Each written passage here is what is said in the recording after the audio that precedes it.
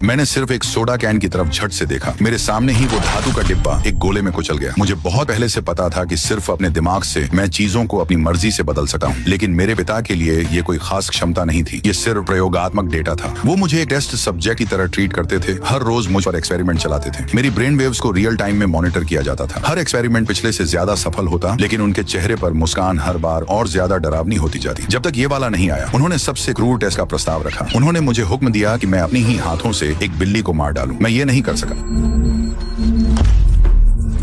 ये पहली बार था जब मैंने उनकी अवज्ञा की। वो गुस्से और निराशा से भरे हुए थे। उन्होंने सीधा आदेश दिया, मुझे सजा के तौर पर एक अंधेरे कमरे में बंद कर दो।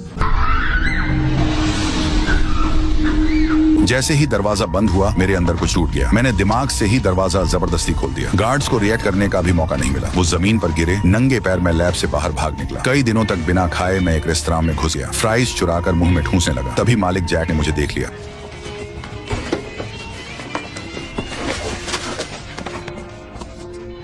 उसने मुझे बाहर नहीं निकाला, बल्कि उसने मुझे एक हैमबर्गर बनाकर दिया। फिर अपनी मृत बेटी के कपड़े मुझे थमा दिए। बातों बातों में उसे पता चला कि मुझे कुछ भी याद नहीं था, बस मेरा नाम पता था, 11। उसने सोचा मैं खोया हुआ बच्चा हूँ, तो उसने पुलिस को फोन कर दिया। उसे क्या पता था कि ये फोन कॉल मेरी जिंदगी का अंत था। ये फोन कॉल उसने खुद को मौत का सजा दी थी। अगले दिन पुलिस रेस्तरां पर पहुंची। सीन ऐसा स्टेज किया गया था जैसे सुसाइड हो, लेकिन चीफ डेविड ने यकीन नहीं किया। कोई तरीका नहीं था कि जैक, उसका बचपन का दोस्त, खुदकुशी कर ले। सच ये था कि जैसे ही पुलिस को कॉल खत्म हुई, किसी ने रेस्तरां के दरवाजे पर दस्तक दी। उन्होंने कहा कि वो सोशल सर्विसेज से हैं। पूरी तरह बेखबर जैक ने उन्हें अंदर आने दिया।